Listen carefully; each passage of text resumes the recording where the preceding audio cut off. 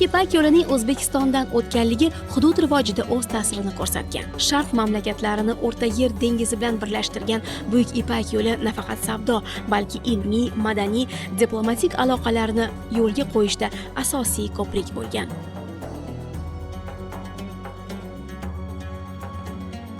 17-asr boshlarida Movarounnahr hududida Xiva, Buxoro, Qo'qon xonliklari tashkil topdi. Bu vaqtda badiiy hunarmandchilikning asosiy maktablari va markazlari shakllandi. O'rta Osiyo xonliklari ichida Buxoro amirligi alohida mavqega ega bo'lgan.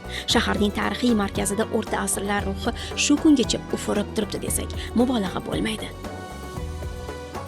Zargarlik. Qadimda zargarlik buyumlariga tumor sifatida qaralgan, mo'jizaviy xususiyatlarga ega deb hisoblangan. Zargarlik egasining ijtimoiy mavqeidan ham dalolat bergan. 19-asrda Xorazm, Buxoro, Toshkent va Qoraqalpog'iston yirik zargarlik markazlari sanalgan. Buyumlar asosan kumush, bronza va misdan yasalgan. Faqat buxorolik zargarlargina oltinni afzal ko'rganlar. Qo'shtumor bilan bezatilgan Qoraqalpog'iston zargarlik buyumlari ixchamligi, sipoligi va salmoqdorligi bilan ajralib turadi. Taqinchoqlar serdorlik toshlari bilan bezatilgan. An'anaviy o'zbek liboslari. O'zbekiston hududidagi deyarli barcha yirik shaharlarda shoyi hamda nimshoyi, baxmal, paxtali matolar yaratilgan. Abrli matolar azaldan o'zbek madaniyatini faxri bo'lib kelgan. Xalq hunarmandlari o'zlarining sirlarini avloddan avlodga yetkazib borishgan.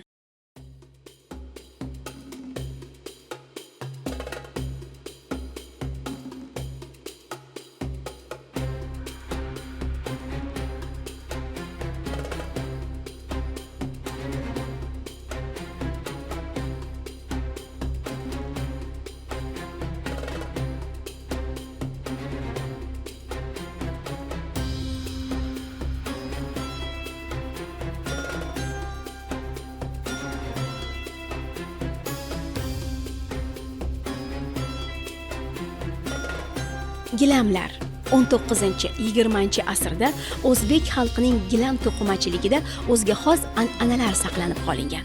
Bizgacha yetib kelgan o'zbek gilamlari namunalarining to'qilish sifati, ranglari, naqshlari o'ziga xosligi bilan ajralib turadi. Buxoro, Samarqand, Andijon va Xivada gilam sotiladigan yirik mashhur bozorlar mavjud bo'lgan. Uzun patli gilamlarning keng tarqalgan turi julxirs bo'lib, ularning bezaklari qadimiy himoya ramzi hisoblangan belgilarga to'la bo'lgan. Mustaqillik davri O'zbekiston san'ati tarixida yangi sahifani boshlab berdi. Hunarmandchilik rivojida yangi davr boshlandi. Yuzlab hunarmandlarni o'z tarkibiga birlashtirgan usto ijodiy ishlab chiqarish birlashmasi ish boshladi. 1997-yilda O'zbekiston Respublikasi Hunarmand uyushmasi tashkil etildi.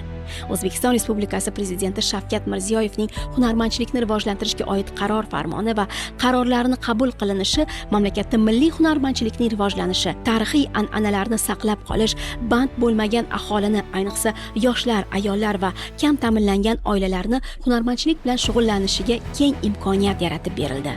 Hunarmandlarga ko'plab imtiyoz va preferensiyalar taqdim etildi. Hunarmand uyushmasining a'zolari mahsulot ishlab chiqarish va sotishda soliqdan ozod etildi. Bugungi kunga kelib uyushmaga a'zo hunarmandlar soni 8 barobarga, shogirdlar soni esa 10 barobarga ko'payib, sohada band bo'lganlar soni 395 ming nafarga yetdi. Hunarmandchilik sohasi taraqqiyotini hunarmandchilik yo'nalishlarining ortishida ham ko'rish mumkin. Amaliy san'at turlarini qayta tiklashga qaratilgan sa'y-harakatlar natijasida bugungi kunda hunarmandchilik yo'nalishlari 43 tani tashkil etadi.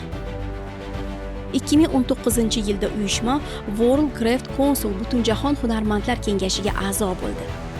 Xalq amaliy san'ati ustalarining milliy katalogi yaratilib, unga hunarmandchilikning an'anaviy yo'nalishlarida faoliyat yuritayotgan 370 nafardan ortiq hunarmandlar kiritildi. Mamlakatimizda turizm sohasiga beriladigan e'tibor, hududlarning turistik salohiyatini oshirish bo'yicha amalga oshirilayotgan ishlar asnosida turizm yo'nalishida hunarmandchilik sohasiga ham alohida imtiyozlar berildi va turizm sohasida faoliyat yuritayotgan hunarmandlar reyestri tashkil etildi. Hunarmandchilikni rivojlantirish markazlari tashkil etildi.